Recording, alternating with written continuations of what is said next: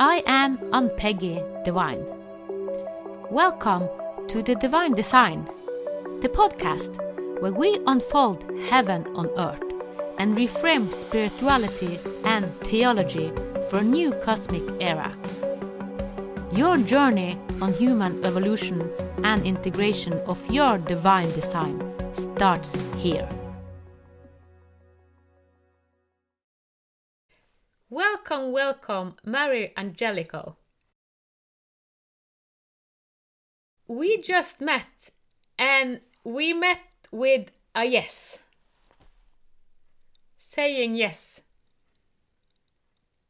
I told you a little bit that I am in I have been in a birth process just now, and I was invited to this over 10 years ago, more than 10 years ago, 2015, 16 and 17, and it was so much, and I said no, because I didn't know how to cope with that. But what I have learned now is to say yes. And you said when I met you now, well, I'm where I am because I have said yes. So we will dwell into what does it mean to say yes to life, on a kind of a feminine way, like an experience, not in a mental, but through the heart. All right. You lead. Yeah. So when did you start to say yes? Do you want the long history or the summarized? Maybe the I have a summarize, maybe, story. yeah, because I think if we try to speak about it so that listeners can take most fruits of it, how can we use it in our own life? Okay. I do have to go back a little bit. Yeah, yeah. When I was just entering college. Well, first of all, I was born very quiet, very, very quiet and shy. Not an outward person, didn't like to be seen, was very, very, just let me be in the shadows, let me work behind the scenes. I don't want to be out front and center. And so I had a hard time speaking up in public groups. Um, but I was born with this color hair. I was given multiple capacities and talents and all of this thing and how that works with trying to hide and also having things you're here to be a part of and utilize. Yeah. So I followed my passions, I followed my interests growing up. But when I got to college, I still had carried sort of a chain of, I thought of it as a chain later on. I had a chain locking up my voice, locking up, the part of me that felt comfortable bringing myself out. So when I was interested in music, I was an artist. So those two things were very front and center. Going to college to study art, just so many things. Yeah. Well, I was about 17 when I had a spiritual experience where I had my first big wash of God, of spirit, of holy re refreshing me into going, oh, it's more than a belief, it's real. Yeah. This is real. And Yeah. Yeah. so I kind of I had awakened in that unbelievable, wow, I am in dialogue, I am in relationship with something way bigger than myself. And I always had faith and I always believed and I always followed. I didn't ever not. But this was the really realizing that there was something interfacing and interacting with me. And so I would listen Yeah. intuitively. I would listen to impressions and impulses. And I was about 18, I think, 17. I was 17, and a very, very small voice used to start saying in my mind telepathically, you need to learn to sing. You need to take voice lessons. And for me, it was like you need to walk the plank and jump off in the ocean and die. That's what I translated it as. It is like, no, no, no, no. It was very quiet. And here's my point. It was super quiet, very calm. And it said, periodically, just every now and then, you need to take voice lessons. And I just kind of ignored it for a period like you. And no, no, no. But finally, it just kept persisting. And so finally, one day I talked to my mom and I very timidly said, I need to take voice lessons. And she found a teacher and set me up and started. And the first thing he wanted me to do is go up into the mountains and shout at the top of my lungs, and it's like, I don't do that. I don't make big noise. It was like, but it was someone who got me to open my mouth. Yeah. And then I went to college and got an excellent, excellent teacher who for the first time told me, you can sing and you have a beautiful voice and you're a mezzo soprano. And, so I had all of this support. Yeah. And so I slowly learned to open and learn to sing and practice singing. And mostly it was just to break me through that very tight, tight chain that was around my voice. Yeah. And so for about half a year, I think I just went down that route. And then my voice shifted, my little talky voice shifted, and it started saying, you could write music if you wanted. And I was going, oh, well, I'm here to study art. I want to be a painter. Brushed it aside a little bit. And it just kept persistently and quietly saying, you could write music if you wanted. And I didn't have any reason. I didn't have any drive. I didn't have an impulse, but it just kept telling me that. Yeah. And so I remember going to a meeting at the college. They had a big assembly and a speaker came in. I think it was through the art department. Somebody came through, and it was it was a religious college that I went to. So there was easy to talk about God and service and things like that. So Yeah. a speaker said, he said, I call on these latter day Rembrandts and latter day Michelangelos and latter day like people that live here and now. You're here. You have the talent, you have the abilities. We are calling upon you to come forward and start creating great art. And of course, my heart was just like, oh, I was so excited. And so, but I just got into college and I saw my talent compared to so many others was, it wasn't as great as it was in my small town, And so, um, the speaker went on to say one more thing. He said, but it won't come, the greatest works will not come from those who have the most talent. The greatest works will come from the most humble who listen to spirit and let it flow through them. And all of a sudden, I had this great hope. It's like, I know I'm not the most talented, but I listen, I do, I follow. And I was so excited. It's like, almost like I want to jump out of my seat and raise my hand and go, I volunteer, I volunteer. So that just put me in a different place. Yeah. And then time went on, and I just wanted. And so finally one day, and I absolutely remember the day, the moment, it was just forever embedded in my mind. I was traveling somewhere. I was in the passenger seat, and I remember thinking, and I think it was Mother's Day was coming up or something about my mom. And I was thinking, what could I do for my mom? And my voice said, you could write her a song. Ah. And so I went, yes. And then I saw this circle. I saw that there was a circle here that my mom had been the one that had faithfully given me piano lessons, faithfully supported me taking vocal lessons, faithfully always believed in me and my music and my talent.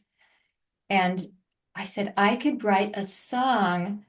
I could take what my mom had gifted me and then turn it around and honor her Wow. through the music she gifted to me. And I saw a circle. I saw this beautiful spiritual circle.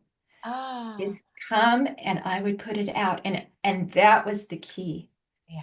I could feel it, my heart opened to it. So I went home and I just got my paper and I sat down and I just like started. In 30 minutes, I was sitting at my piano bench weeping because this song just went whoosh through me. And in that moment, I had something, and it was simple, and it was sweet, and it was me proposing to her pre-Earth life for her to come and be my mother, and how post-Earth life, I would be her witness. I would stand forward and say what this amazing, amazing soul was. And anyway, it was so profound that I just like I was hooked. The door had opened, and then from there on, songs and music and music and music would just, but it always was in response to a heartfelt, intimate, personal need of somebody. I never sat down. I tried once to write some songs about an idea. Nothing would come. But if I knew there was a person, if I knew there was something to be had, I would tune in, receive the song. I could feel the wave. I called it the musical wave. And then it would flow through me, and I would tweak it a little bit, but generally it was given. The words were given, the feelings were given. And there came a point when I realized that the music wasn't masterful. They were like um, waves of frequency that spirit could come in and ride on top of and utilize it through, and then flow into the world through that and reach it. So it was like an opening or a bridge for higher spirit and higher frequency and higher love to come through into this world. And I always knew it because I didn't care if I got paid. I didn't care if it went out in the world. I just wanted it to reach that person that it was for. And when it reached them, there was always tears. And I always knew that when we felt it, divine connection had been created. Do you know And what you? so, I'm so amazed. I'm so amazed because this is so in resonance what I just have been shown. What you are speaking about, it was showed me as a soul whisper. You get the essence of yes, something, and it comes through. You just feel it. It resonates with you. So what you have described, it is the future profession that ladies like you, or also men that are in resonance, I know that they are meant to do that. They just download the divine essence of yes, a human yes. and bring it, because then it's resonance, and it's a remembrance. You brought remembrance to your mother. And the point being, the key was that it wasn't about talent. It wasn't about all that this world in the false matrix creates for us is you have to be the best. You have to shine. You have to stand out above everybody else. This was like, no, no, no. You have to be open. You have to be listening.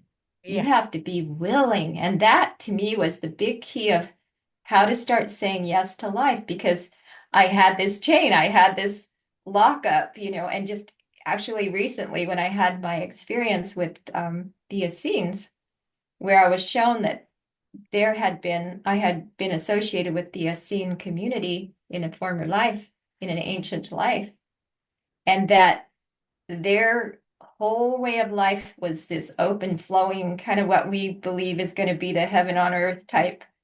Everybody lives with one heart, one mind, one, we're all together. We are a community, and we are all for one, and everything is flowing through us. The oneness is flowing through us. But in that lifetime, apparently, from what I heard historically, they were pretty much overtaken and slaughtered, everyone, just. And so as I was pondering this just about a month ago, I was shown that I had brought the trauma through here. And the trauma had been lodged within me that said, if you speak the truth, they kill you. Yeah. I'm sure many of us have that. I have walked through that too, and I have been killed for the truth. So I have had, yeah. Yes. I was forced into it by the mafia. Actually, they followed me for 3 years because I had this from past life. But anyhow, that's wow. We have to go. Most of us have to go to that. Bringing our truth is. We are attached to it. This will uh, take our lives. We will die if we tell the truth. But the beautiful thing that I've found is that if we die before we die, Yeah. if we Yeah, release yeah, yeah, yeah. the egoic personality, if we release that part of us that stays in the matrix, that hosts the fear, that is not real. It is the illusion Yeah. that something outside of you can take your freedom, can take your life, has all this power. If we release, because I was working on fear, get rid of fear through this persona. And I've been keep being shown, no, no, no, the persona goes, the mask comes off, the what you are not will be taken off, and then what you are has no fear. And so it took I had to work with my person, Yeah. the little Mary that was so afraid, that Yeah. just came into this world completely clamped up, shut down, full of passion, full of life, but Yeah. she didn't dare be seen or heard. So she was like, but at 17, when the voice started talking to me, when spirit started guiding me, it was a very loving, and this is one of why I know it came from the mother realm. It was so loving and so soft and so gentle. The voice kept saying, you could you could do this if you wanted. You could write music if you wanted. It didn't say do such and such. It was very gentle on me. And it was like the sun just warming and you're melting little by little by little. And they hooked me in my heart when I saw that the music would reach that person that I wrote that song for. And it's like, now record the music. It's like, you're kidding. Technology, what? I am totally right brained. And it was back in the day of cassette tapes or a CD or something. I could hand that to someone and just gift a song that is so, so potent. I can't say it's the best song that was ever written, but it was like so filled and it carried. And I knew all along it wasn't me. And so I felt absolutely, utterly confident that since it's not me, since it's so greater, and little by little, I'm being shown, it is you. You are that, and that is you, and it's all. But as I started saying yes in my little, slow, timid, but convicted way, because I knew the truth was coming through. And the more I said yes, the more information came Yes. until I was shown that this was actually called new music. Yeah. Being gifted to the Yeah. earth It is music. was It, called new music. yeah. And it was coming from higher realms and it was being gifted. This started this was 1975, 74, 75 when this first started. So I feel like a great portal has opened and now music is just flooding the earth and people are bringing it forward and it is just fabulous. So my next shift was after many, many years of this, I started wondering, probably in the last 10 or so years, could I do this with art? And so this is the journey I'm on right now, is can I shift the same principles? My camera's going crazy. Yeah, we have a little bit of bad line. My camera goes off a little every now and then. So can I shift it to how I paint, how I do my art? Yes. And I realized that the baseline principle is yes, saying yes. Yeah. It is just saying, I want to do this in the world or whatever you want me to do in the world, but can it be done through painting? Because I certainly love to paint. Yeah. And so I've offered it. I said, here, I take this, I put it in front, and I offer it to be another one of those vehicles that spirit can ride, that these frequency waves, these activation waves can ride through. Oh, I would so like that so very much, and so I've been offering it, I've been guided, had opportunities, and so now I'm learning how to paint by spirit, how to paint without the left brain taking over and wanting to control everything and be perfect and absolutely stressed when I'm done. It's like this new way that you're talking, this the schools, the language, the art, the music. You are talking about it. It's Right. like, wow, you are talking Oh, yes. because what you are It's doing, my it, yeah. passion. And My you, what you passion. are, you are talking about the blueprint that we are heading against. All teachers will have the same as you now. At we that the divine come true when we do what we are supposed to do, helping the children of the future. Yes.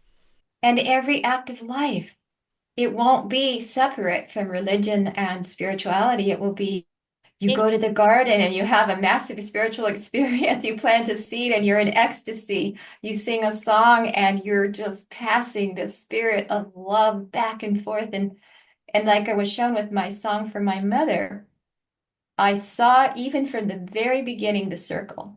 And I love the circle. The yeah, circle is so profound and I know it belongs to the feminine, the mother yeah, aspect of deity. yeah. The circle is always about you send out, forget about, don't worry about yourself, don't try to get, you just send everything you would ever want.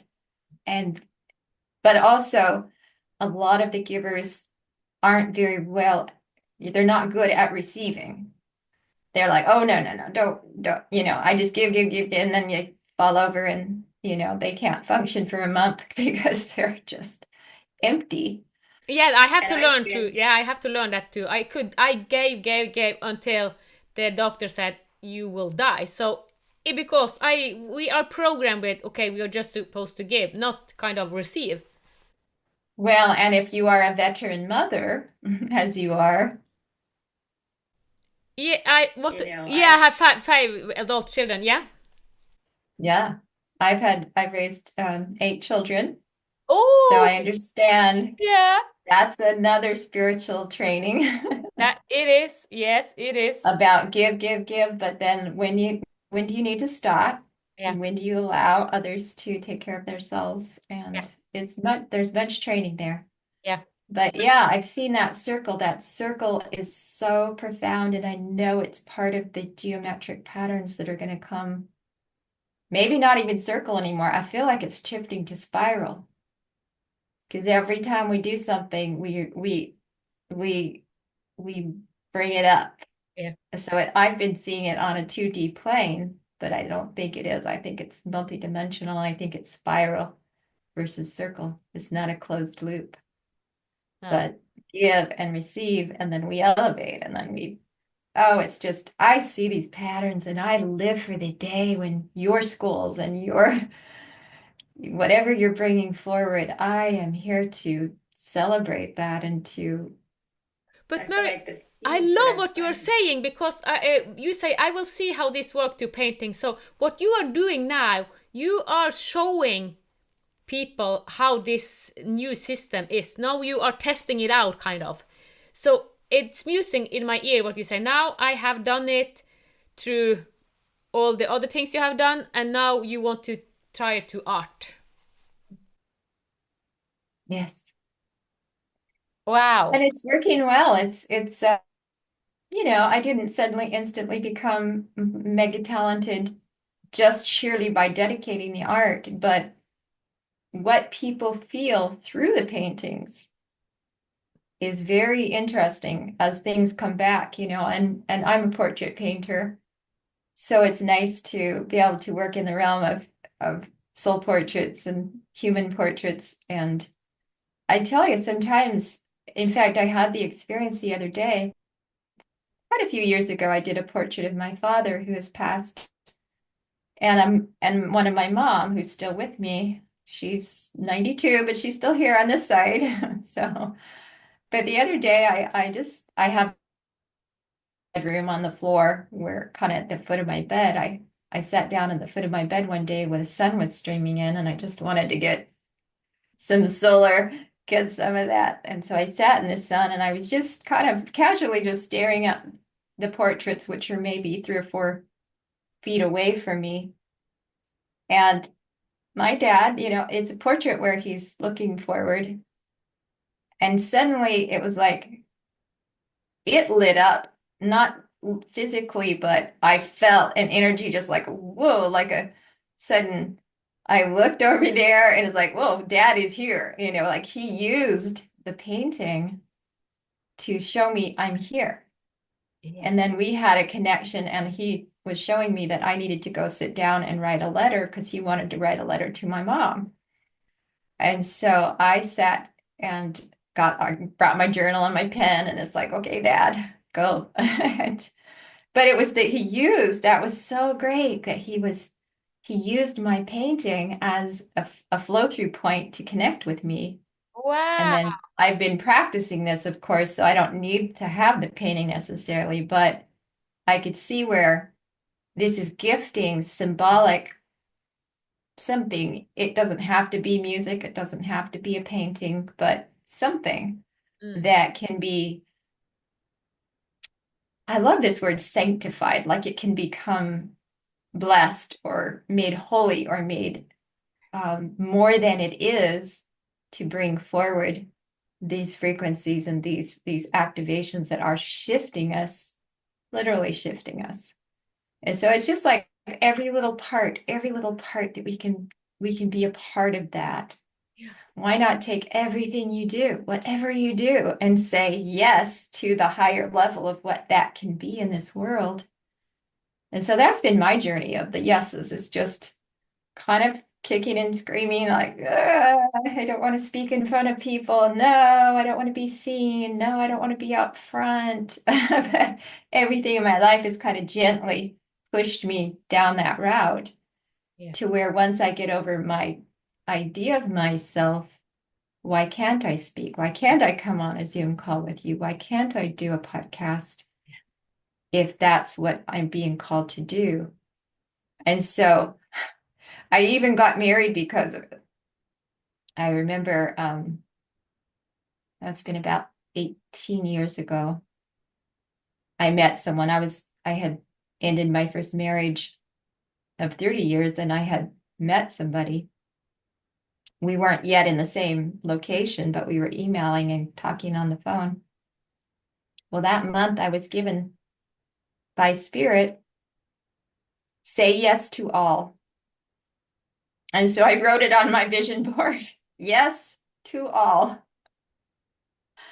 Little did I know that during that month, when I had that up there, and we had a conversation one night, this man and I, and he said, you know, you're so amazing. He goes, I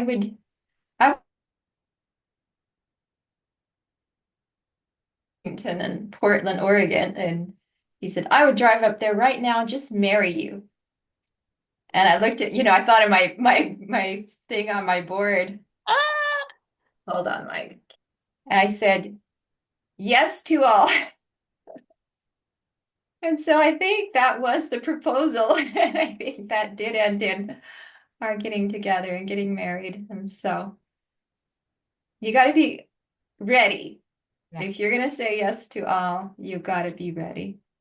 Yeah, and I'm glad you said that because, as I said, I wasn't ready to say yes to all in 2015 because I was in the middle of the dark night of my soul, and it lasted for 6 years, and I opened very much during these 6 years, but to do what I have done now the last year, it was kind of a foresight. I knew what was coming, so I was trained, and I said, "Well, I cannot carry this. This is too much. This is too much. No, I cannot carry it." But now, when I do, it's like, "Yes, give it to me. Now I can take it."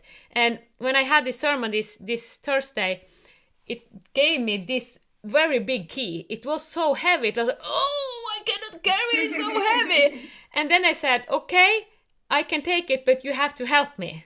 So we get Yeah. help also. It was wow, Yes. and what came true, yeah. And it's some of the you have talked about saying yes, birthing the new, because we have spoken about saying yes, and it is through our heart, not from our mind. We say yes through the heart. Everything that show up in our life, it's not a coincidence.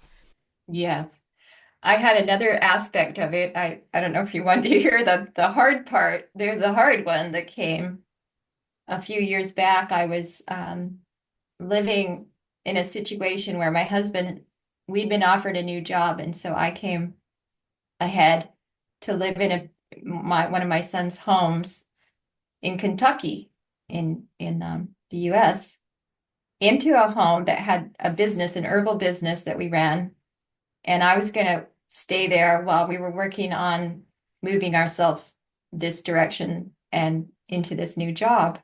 So I was all alone living in this house, running this business, shipping the products and doing things, which was fun. I'd never done that in my whole life. I'd never lived alone. And so one night I was there. It was probably about, well, I had just gotten news that my fifth child, one, two, three, fifth child, my son, had just had his first baby that day. His wife had just birthed their child, their first child that day. And I was in, you know, grandma bliss. Sorry, Yeah. my camera. So I was in this reverie of joy and bliss. And it was late at night, and I was outside on the back deck, and I was just looking up at the stars, and my whole being was just, oh, just so happy. And I was praying and talking to the divine, and I just said, out of the blue, I just said, okay, take me to the next level. Oh, I get goosebumps because I have done it. Oh, yeah. Take me to the Wow. next level. I'm Wow. ready. And I have to say, Okay. we are not ready to always to go to the next level. So here's what it was. Yeah. I I just got this crazy impulse. It was like 11 o'clock at night. Walk in the dark and go get the mail. So, okay. And I love going barefoot and I love walking in the dark and I'm not afraid. And so I walked this long driveway and got the mail and came back to the house. I still hadn't turned the lights on in the house because I'd just been outdoors looking at stars and just in so much joy. And I just happened to look through the mail before I set it down, and one of the letters was from a phone company talking about 5G and they want to update to 5G. And I'm kind of a activist against such things, you know, it's like, don't want that. I um I went into kind of a negative moment where I was thinking, oh, I don't like cell phones. I don't want to use my, and every night I would call my husband and we'd have our good night talk. So I decided instead of my cell phone, I would use my house phone, which I had personally set up and requested to get a very long cord, you know, and not use the Wi-Fi. And so I thought, I'm going to get my other phone tonight. And so I got this other phone because I'd gone got the mail, looked at that letter, thought that negative thought. I got the phone with the long, like 100-foot cord, you know, to walk it through this whole entire large house. And so I was just kind of going to my bedroom where I would lay in bed and talk, call my husband, and we'd have our little talk. And so I was trying to untangle the cord and walk backwards to the bedroom, but I actually veered off to the right. And I, instead of walking down the hallway, I walked to the top of a set of stairs and I just went directly backwards and down those stairs. And minutes later, I was at the bottom. I was broken. I was in the dark. I was wearing my pajamas. I was, you know, just in the most, probably the most raw, vulnerable moment I'd ever had in my entire life. And I was alone. And so I just laid there for a minute in shock, you know, and then I just started saying out loud, I don't know what to do. I don't know what to do. And I was just, I'd never experienced such a thing. And then all of a sudden, my voice, you know, that little voice that's been with me my whole life, it said, lift up your knees. And so I tentatively, okay, I can lift up my knees. My back's not broken, you know, just turn to the right. And so I slowly, and then I could tell my left arm was not okay. So I kind of grabbed a hold of it and turned to the right. And I mean, this voice just, Guided you. okay, stand up. Okay, take a step, you know, and it just, I don't know how I got up the stairs. I don't know how I got to my bed, but this voice just never left me because do this, do this, do this. I called my husband and he took charge, you know, 911 and got his plane ticket to fly out and, you know, just everything. And an ambulance comes and takes me. And in the middle of the night, I'm alone. all I have is this flimsy little nightgown, no underwear even, just like the most vulnerable I have ever felt in my entire life. And when it was all over with, years and years later, I have looked back and it's like, well, what was that? Like, I said, take me to the next level. And 10 minutes later or so, I am at the bottom, Yeah. broken in the dark. I said, what was that? How does that qualify as the next level? Yeah. And what was shown to me was, Mary, it shows you are never alone, ever.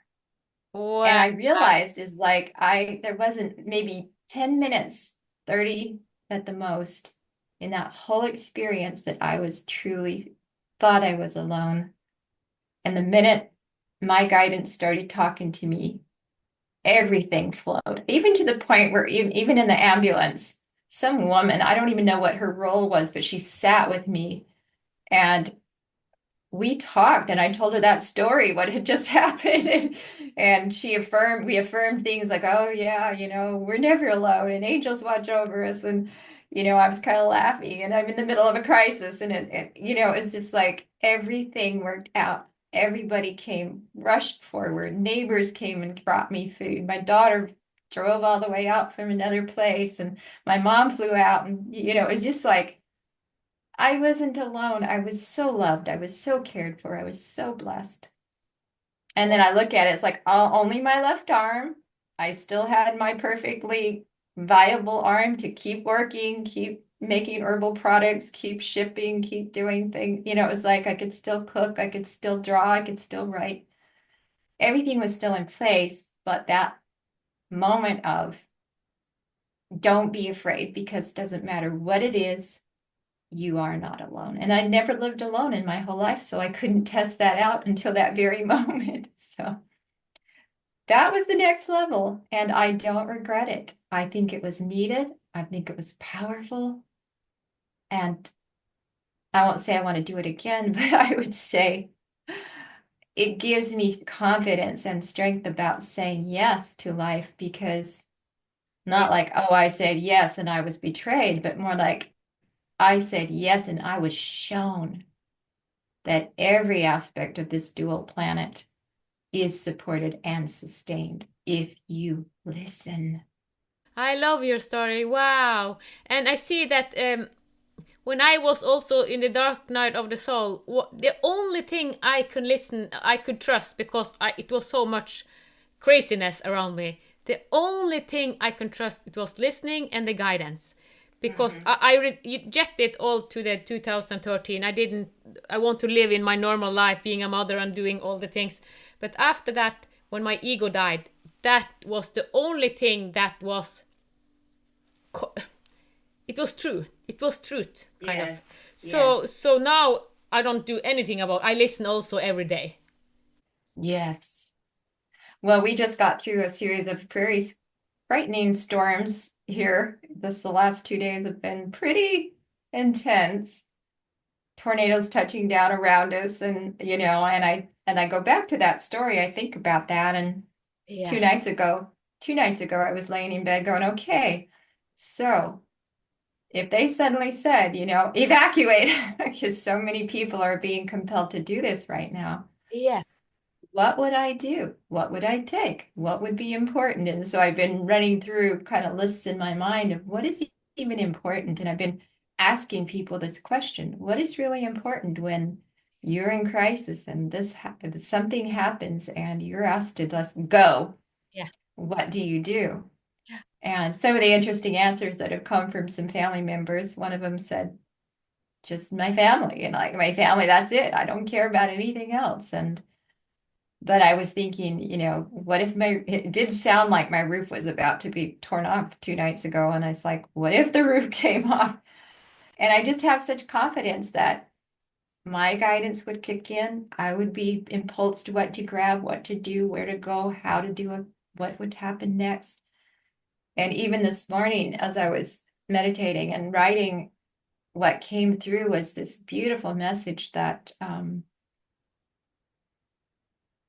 all, well, when we always go back to I am the I am, Yeah. and that I'm always working on, if I can shift, it would be to drop the fear, drop the fear, drop the fear. And it was like, oh, how did it go? I wrote it. Let's see if, do you mind if I grab this? No, it's okay. Hold on. All right. Here's what it says. Beyond the matrix is when you realize with real eyes, the real I, the real I. Yeah. Then why should you fear? When you realize that not only all is well, but all is all. Trust, I am with you. I am you. I am full of cause, effect, and answer. Oh, when I heard that, it was just like cause, effect, and answer. So there isn't anything that comes to us, anything that doesn't have cause, isn't somehow divinely connected, isn't have effect. Maybe we call it good or bad. We might not like it. Um, and then answer is, sorry, answer is embedded in the very experience that you're having. So why should you fear? Cause, effect, and answer are all one, and you are one, and the source of all is one, and you're all the author of everything. Why not say yes? So that was kind of where I ended up this morning, just like, I love it because this is deep feminine knowledge. It is the same as has been shown me. It was shown me to go into the deep Egyptian mysticism. I had no relationship to that, but since Heather took over my body and she showed me so much, and today I also went into what is the mysticism of Egypt. I have no clue, but what you are speaking about, it is you are speaking about it because it is the living through the heart, living beyond yes, illusion, yes, letting us be yes, guided because we have everything in the here and now, everything. yes. And so the only way it makes sense, as you said, is that we do it with the heart. And the heart intelligence says it doesn't make sense, but just go with this because this has answer embedded. Yeah. And this has, I think it's the fun mystery of, I call it the game that I play with the divine. I Fine call game. it the treasure hunt. And I said just a few days ago in my dialogue with the divine, I said, you know, I like the game. I really like treasure hunt. So when you pop up surprises, when you bring me synchronicities, when you just start the numbers, I love the geometric numbers. I love the sequences. I love the everything that's talking to me, signs and books falling off the shelf, and even my portraits, flashing the soul of the person that I painted so long ago, all of that is a treasure hunt game that I just delight in. And it's very feminine, very intuitive, right brain kind of feminine way of living. Of course, that's sort of the tendencies that I have. But it's all a part of saying yes because you're not in fear. You're having a delightful, delightful play with the divine. Yeah, and we want to experience life, and the experience goes through the heart. It's not the mental. It's boring to be in the mental, afraid. No, no, no, no. I want to stay safe back here. You are safe. We are safe. Just we cannot be more safe than we are. So it's like, why just Yes. don't go with the divine flow, and it will take you to such heights. It's like, wow, you will be a star in your own life anyhow. I can give you one more story. My youngest daughter lives in North Carolina, which I don't know if you see all that out there, but definitely had a very, very devastating crisis with a hurricane that just wiped out towns and homes and people, and the river rose and just completely devastated a region of the area she lived in. And she had just gone through a very difficult breakup with a partner after almost 10 years. And she was just heartbroken, Yeah. devastated beyond, Mm. didn't have any vision for her life. And on top of it, you could look at this logically with the left brain and go, and on top of that, she goes through a crisis, a hurricane that just tears everything in her vicinity to shreds and decimates the town that she was a part of. And, it's like, okay, that's not good, if you're looking at it through the left brain. Yeah. Well, fast forward, I think it's been since September when the hurricane really hit them. Um, she just rose up with so many people and she rushed to this particular little town and she said, "How can I help?" Rolled up her sleeves, jumped in, just got in there, front line, front. She did what she does so well. She served and she sees things and she knows how to organize and she knows how to make things happen and she looks at big pictures and she just became this shining light in this little town of so much chaos and confusion and destruction and death. And there were just so many sad, sad things that had happened where she rose and she just put herself out. And I noticed within weeks, she stopped telling me about her sad story. She stopped remembering because she was present, she was Yeah. serving, she was reacting to life, and Wow. everything she's good at rose to the top. And now, months later, she's now part of a nonprofit group that is trying to serve the rebuild of this little town. It's like, how could have she got from over there to over here? People offered to have her put her living vehicle in places that, just right next to the town. And here, use my kitchen, use my bathroom. Here's free food. Here, and she just I could see the circles start rolling. I could see her putting out and more start coming back to her, putting out more. The most potent thing to me was that she got happier. Yeah. Yes. She got happier in the midst of a seemingly devastating crisis. She got Wow. happier. Yes. That's the important because that's also what we are going against, the higher vibration, more expanded a vibration. So yeah, and in the midst of a crisis, it can look dark, as you said, with the logical, but she become happier. She needed the shift. It looks like we go to our birth. We know that it can be pain, but what do we have if the pain when we have gone through the pain? Wow, what a beauty! All the babies we are birthing, and this is kind of a birthing story. She birthed a new next level of herself. Well, and what was interesting is that more love than she could ever imagine started coming back to her, where she was feeling desolate and cut off from one person.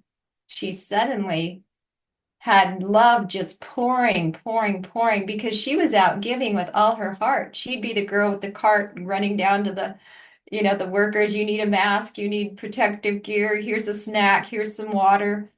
She did so many things. And after a while, they were starting to call her, "We think you're the mayor of this town." Because her heart just got so big. It just got so wide. She was just loving this whole town versus, "Oh, I've just been cut off by one person and now I have no life." She found a life. So it's a really beautiful story to Or me life about find her, kind crisis. of. Yeah. And that is kind of a surrender. You can see it as a surrender because she didn't surrender deliberately, but because yeah, she was the storm and every day the tornado. She was kind of forced in it, but then the surrender to the circumstances she had, and then Yes. she kind of bloomed from it. It's like yeah, really stepping into the bigness and the love and the high vibration of her.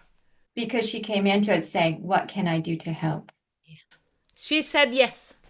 She said yes. Wow. Perfect. Yeah.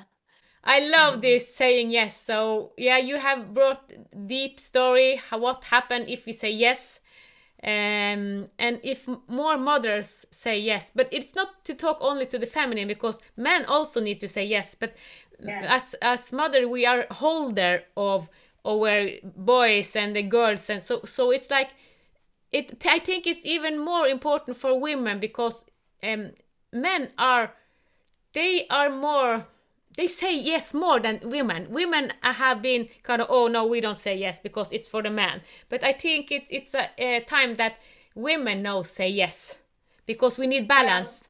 the men are being called to say yes to their feelings, to Yes, their hearts, to yeah, their tender places, that is a viable place to live from, yeah.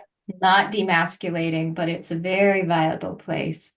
And to learn to trust the intuitive intelligence versus the logic intelligence. The soul Um, intelligence, yes. yes. So there's it's happening to all of us on whatever level we need. Yeah. For me, I've had to kind of go a little toward the masculine of yes, do some things you don't really want to do, you know. Even being on a Zoom call, I had a spiritual teacher, but I would come in and keep my camera off, you know, or not even have a camera for many years. And then she decided to upgrade to Zoom. And it's like, I'm not going there.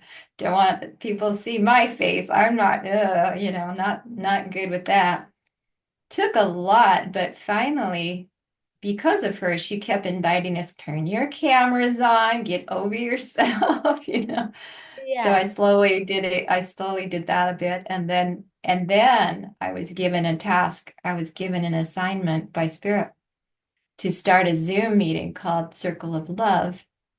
And we were going to do the practice of intentional meditation, focused intention, and a small group focusing on one individual in the circle and just practice that.